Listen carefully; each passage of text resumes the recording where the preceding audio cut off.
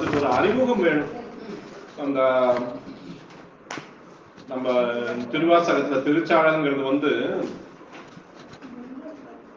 இது எந்த சூழ்நிலை எழுதப்பட்டது அப்படின்னு சொன்னா, இலங்கை மன்னன் ஒருத்தன் தான். இலங்கையில இருக்கிற இலங்கை மன்னன் அவன் புத்த மதத்தை சேர்ந்தவன்.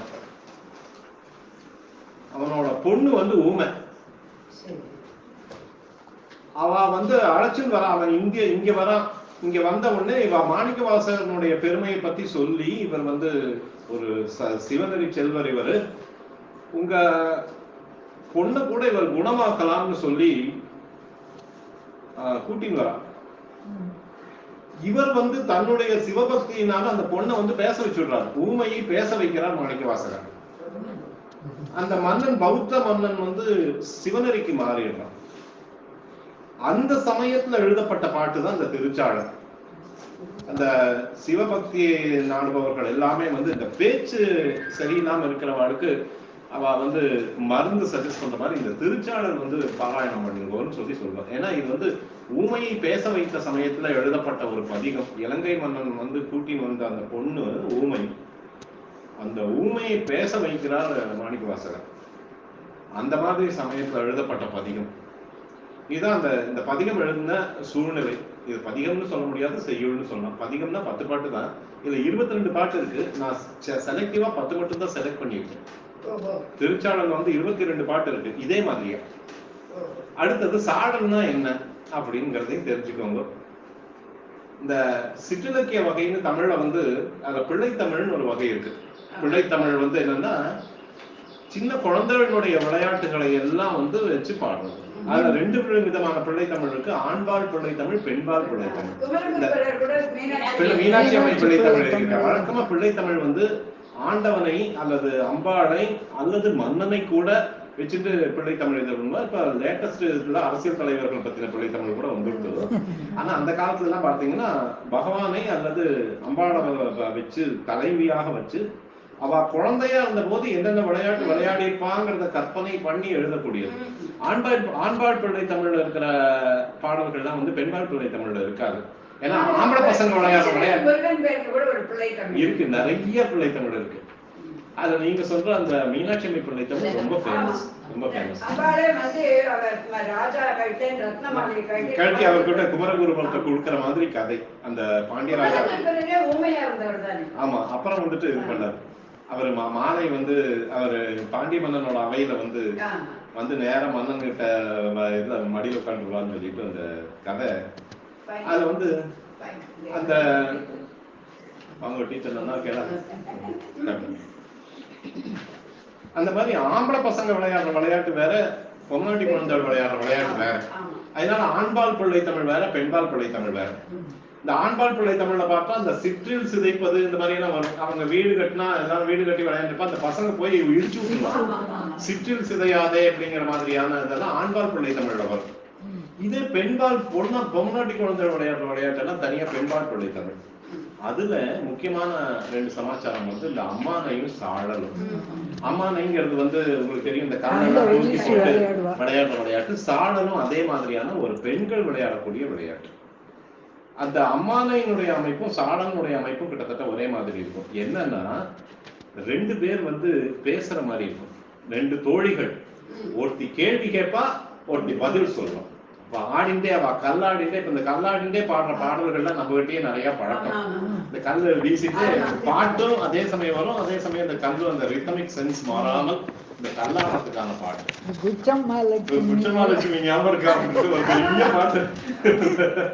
அது வந்து அந்த மாதிரி பாட்டு பாடிக்கொண்டே அவர்கள் இது பண்ணுவாங்க. அதுல பார்த்தீங்கன்னா ஒரு கேள்வி பதில், கேள்வி பதில் அந்த மாதிரி தான் வரும். இந்த திருச்சாளரை பொறுத்த வரைக்கும் 2 பேர் பேசிக்கிற மாதிரி.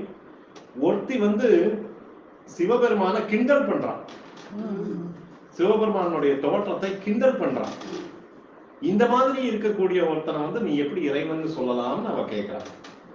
அந்த தோழி வந்து பதில் சொல்றா, இந்த மாதிரி இருக்கிற இவன் தான் வந்து இந்த மாதிரி பெருமை படைத்தவனா இருக்கான் எங்க சிவன் அப்படின்னு சொல்றான். ஆக்சுவலாவே 2 பேருமே சிவனடியார் தான். அவன் கிண்டல் பண்றான்னா அவன் நாஸ்திகன் அல்ல, நாஸ்திக பெண் அல்ல. ரெண்டு பேருமே சிவனுடையார் தான். ஆனா வந்து சிவனுடைய பெருமையை எடுத்துக்காட்டுறதுக்காக மாணிக்கவாசகர் இதை எழுதுனதுக்கு காரணம் என்னன்னா, அந்த புத்தர்கள் கேட்கின்ற கேள்விகளுக்கெல்லாம் பதில் சொல்ற மாதிரி. புத்தர்கள் வந்து பௌத்தர்கள் வந்து உங்க சாமி என்ன இப்படி இருக்கு, உங்க சாமி என்ன இப்படி இருக்குன்னு சொல்லி சொல்லும் பொழுது அவர்கள் கேட்கிற கேள்வி எல்லாத்தையுமே எடுத்துட்டு இவர் பதில் சொல்ற மாதிரி இந்த திருச்சாளர் எழுதியிருக்கார் மாணிக்கவாசகர். அதை பார்த்தீங்கன்னா வந்து ரெண்டு பேருமே அடியார்கள் தான், அந்த ரெண்டு பெண்களுமே அடியார்கள் தான். ஒருத்தி கிண்டல் பண்ற மாதிரியும் அந்த கிண்டலுக்கு பதில் சொல்ற மாதிரியுமான இது வரும். ஆக்சுவலா நம்ம வந்து எங்க நமக்கு அன்பு மிகுதியா இருக்குமோ அந்த அன்பு மிகுதியா இருக்கிற இடத்துல தான் கிண்டல் பண்ண முடியும். நம்ம நம்மளுடைய மிக நெருங்கிய நட்பு, மிக நெருங்கிய அன்பானவர்கள், உறவினர்களை தான் நம்ம கிண்டல் பண்ண முடியும். ஏன்னா அவன் அந்த கிண்டலை சீரியஸா எடுத்துக்க மாட்டான். சாதாரணமானவர்கள்ட்ட கிண்டல் பண்ணா அந்த விளைவே வேற மாதிரி இருக்கும். நம்ம போய் நம்ம மாமியார் நாத்தனாரை கிண்டல் பண்ண முடியுமா? முடியாது. நமக்கு வந்து ரொம்ப நெருங்கினவர்கள், நண்பர்களை தான் நம்ம கிண்டல் பண்ண முடியும். அந்த மாதிரியா ஒரு கிண்டல் இது வந்து ஒரு நகைச்சுவையாகவும் கிண்டல் ஆகும். இந்த இதுலயே பார்த்தோம்னா நிறைய அந்த நிந்தா ஸ்துதின்னு இருக்கும், திட்டுறது, ஆண்டவனை பிடிச்சு திட்டுறது, இந்த மாதிரி நிறைய பாடல்கள். வஞ்ச புகழ்ச்சி அணி எல்லாம் சொல், வஞ்ச புகழ்ச்சி அணி, வஞ்ச புகழ்ச்சி அணி வேற. வஞ்ச புகழ்ச்சி அணிங்கிறது வந்து புகழ்ந்து காலமாகுது, அது இல்ல, அது ஆப்போசிட். அது இந்த நிந்தா ஸ்துதி, தந்தை தாய் இருந்தால் உலகத்தில் உனக்கு இந்த தாழ்வெல்லாம் வருமோ ஐயா அப்படின்னு சொல்லிட்டு அந்த பாட்டெல்லாம் ரொம்ப ஃபேமஸ். அது வாத காலம் நமக்கு மைத்துனருக்கு நீர் இழிவாம்னு சொல்லி சிவனை பத்தி உனக்கே வாத கால தூக்கிட்டு இருக்க, மைத்துனருக்கு நீர் இழிவாம்னா நீர்ல ரெண்டு அர்த்தம். ஒண்ணு நீர் இழிவுனா சக்கரவியாதின்னு ஒரு அர்த்தம், இன்னொன்னு நீர்ல தண்ணியிலேயே இருக்கிற பார்க்கடல்ல இருக்கிறவன் அர்த்தம். அந்த மாதிரி பாடல்கள்லாம் வந்து கடவுளை தாக்குற மாதிரி, ஆனா கடவுளோட பெருமையை பேசும். அதுதான் உள்ள அர்த்தம். ஆக்சுவலா வந்து அதுதான் உள்ள அர்த்தம், பக்தி. அதனுடைய பக்தி தான். ரெண்டு பேருமே பக்திமான்கள். அந்த பக்தியை வெளியில கொண்டு வருவதற்காக இந்த கேள்வி பதில் முறையில வந்து அவங்க அம்மானே அப்படித்தான், சாடலும் அப்படித்தான். ஃபர்ஸ்ட் பாட்டு பார்த்தாலே உங்களுக்கு அந்த அமைப்பு தெரிஞ்சு போயிடும். பூசுவதும் வெந்நீர், பூண்பதும் பொங்கரமும், பேசுவதும் திருவாயால் மறைபோலும் காணேடி. சாம்பலை பூசின்னு இருக்கான். வெந்நீருன்னா சாம்பல், வெந்நீர் சாம்பலை பூசின்னு இருக்கிற ஒரு ஆள். பாம்புகளை வந்து மேல தனக்கு ஆடையா அந்த ஆபரணமா அணிஞ்சுக்கிற, பூண்பதுவும் பொங்கு அரவம், சீர்ந்த பாம்பை தூக்கி ஆடையா அணிஞ்சிட்டு இருக்கான். பார்த்தா என்ன அசிங்கமா இருக்கு, சாம்பல் பூசுற ஒருத்தன் பாம்புகளை வந்து ஆபரணமா அணிஞ்சுக்கிறது. பேசுவதும் திருவாயால் மறை போலும் காணாம. சொல்றதெல்லாம் வந்து வேதம்னு நினைச்சு நீங்க சொல்லிட்டு இருக்கீங்க. இவனெல்லாம் என்ன கடவுள்? பூசுவதும் வெந்நீர், பூண்பதும் பொங்கரவம், பேசுவதும் திருவாயால் மறைபோலும் காணேடி அப்படின்னு ஒருத்தி சொல்றான். இன்னொருத்தி பதில், பூசுவதும் பேசுவதும் பூணுவதும் கொண்டு என்னை ஈசனவன் எவ்வுயிர்க்கும் இயல்பானான் சாழலோ. அவன் என்னவோ பூசிட்டு போறான், என்னவோ பேசிட்டு போறான், எதையோ வேண்டுமானாலும் அழிஞ்சுக்கலாம். ஆனா எல்லா உயிர்களுக்கும் நெருக்கமானவனாக அவன் இருக்கிறான். அவனுடைய புறத்தோற்றத்தை பற்றி பார்க்காதே, பூசுவதும் பேசுவதும் பூண்பதும் கொண்டென்னை, அது என்னவோ இது பண்ணிட்டு போறான். ஈசன் அவன் எவ்வுயிர்க்கும் இயல்பானான் சாழலோ. அந்த சாடல் விளையாட்டு விளையாடிட்டு இந்த ஒவ்வொரு பாட்டும் சாடலோன்னு முடியும். பூசுவதும் வெந்நீர், பூண்பதும் பொங்கரவம், பேசுவதும் திருவாயால் மறை போலும் காணேடி. பூசுவதும் பேசுவதும் பூண்பதும் கொண்டென்னை, கொண்டு என்னங்கிறது கொண்டு என்னைன்னு வந்துருக்கு. ஆக்சுவலா ஈசன் அவன் எவ்வுயிர்க்கும் இயல்பானான் சாழலோ. இதுதான் அந்த பாட்டோட அர்த்தம். இது குமார சம்பவத்தை கூட காளிதாசன் சொல்லிச்சு. சிவன் வந்து கிழவனா வந்து பார்வதிக்கு வேற புள்ளியாடைய போயிச்சிருக்கான், பாம்பை வச்சிருக்கான். அவனை போய் இது பண்றீங்கன்னு சொல்லி பார்வதியோட பக்தியை சோதிக்கிறதுக்காக சிவனே அந்த மாதிரி வந்து சிவனை பிடிச்சு திட்டுவாரு, தன்னையே பிடிச்சு திட்டுவாரு. இந்த மாதிரி தோட்டத்துல இருக்கவனை போய் வந்து நீங்க இது பண்றீங்கன்னு சொல்லிட்டு.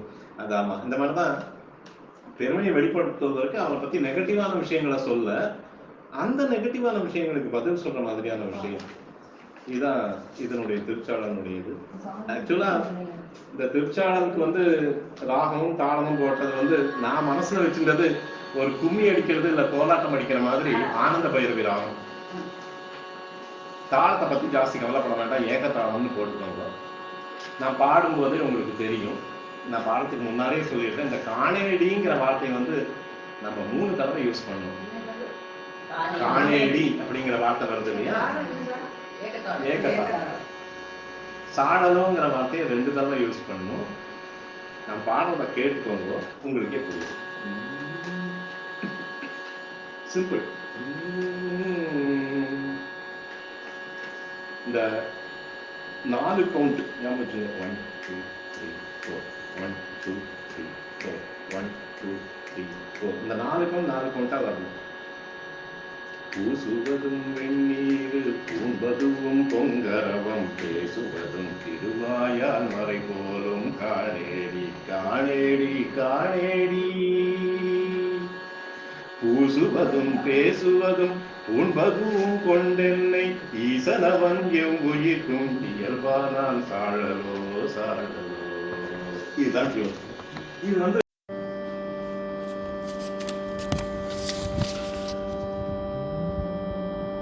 பூசுவதும் வெந்நீர் பூண்பதுவும் பொங்கரவம் பேசுவதும் திருவாயால் மறை போலும் காணேடி காணேடி காணேடி. பூசுவதும் பேசுவதும் பூண்பதுவும் கொண்டென்னை ஈசனவன் எவ்வுயிர்க்கும் இயல்பானான் சாழலோ சாழலோ. என்னப்பன் எம்பிரான் எல்லார்க்கும் தானீசன் துன்னம்பை கோவணமா கொள்ளுமது என்னேடி என்னேடி என்னேடி. மண்ணு கலை துண்ணு பொருள் மறை நான்கே வான் சரடா தன்னையே கோவணமா சாத்தினன் கான் சாழலோ சாழலோ. கோவில் சுடுகாடு கொல் புலித்தோல் நல்லாடை தாயுமிலி தந்தையிலி தான் தனியன் காணேடி காணேடி காணேடி. தாயுமிலி தந்தையிலி தான் தனியன் ஆயிடினும் காயில் ஊதகனைத்தும் கல்பொடிகான் சாழலோ சாழலோ. மலைமகளை ஒரு பாகம் வைத்ததுமே மற்றொரு தீசரமுகத்தால் அவன் சடையில் பாயுமது என்னேடி என்னேடி என்னேடி. சலமுகத்தால் அவன் சடையில் பாய்ந்தினடேல் தரணியெல்லாம் பிளமுகத்தே புக பாய்ந்து பெருங்கேடான் சாழலோ சாழலோ. தென்பாலுகந்தாடும் தில்லை சிற்றம்பலவன் பெண்பாலுகந்தான் பேரும் பித்தன் காணேடி காணேடி காணேடி. பெண்பாலுகந்திலனேல் பேதாயிரு நிலத்தோர் விண்பாலி யோகைதி வீடுவர் கண் சாழலோ சாழலோ. நங்காயிதென்ன தவம் நரம்போடெலும் பணிந்து கங்காளன் தோள் மேலே காதலித்தான் காணேடி காணேடி காணேடி. கங்காளம் மாமாக்கள் காலாந்தரத்திருவர் தங்காலன் செய்யத்தரித்தனன் கான் சாழலோ சாழலோ. கானார் பூலித்தோலுடைத்ததை உன் காடுபதியானால் அவனுக்கிங்காட்படுவர் ஆரேடி ஆரேடி ஆரேடி. ஆனாலும் கேளாயனும் தீருமாலும் வானாடல் கோவும் வழியடியார் சாழலோ சாழலோ. கடகரியும் பரிமாவும் தேருமுகந்தேராதே இடபமுகன் தேரியவாரென கரிய ஈயம்பேடி ஈயம்பேடி ஈயம்பேடி. தடமதில்கள் அவை மூன்றும் தழலெரித்த அந்நாளில் இடபமதாய் தாங்கினான் திருமால் கான் சாழலோ சாழலோ. அம்பலத்தே கூத்தாடி அமுது செய்ய பலி திரியும் நம்பனையும் தேவனென்று நண்ணுமது என்னேடி என்னேடி என்னேடி. நம்பனையும் ஆமாக்கள் நான் வரைகள் தாமறியாம் எம்பெருமான் ஈசாவென்றே தினன்கான் சாழலோ சாழலோ. அம்பரமாம் புள்ளித்தோல் ஆலாலம் மாரமுதம் எம்பெருமான் உண்ட சதுர் என கரிய ஈயம்பேடி எம்பேடி எம்பேடி எம்பெருமான் ஏதுடுத்தங்கேதமுது செய்திடினும் தம்பெருமை தானறியா தன் பையன் கான் சாழலோ சாழலோ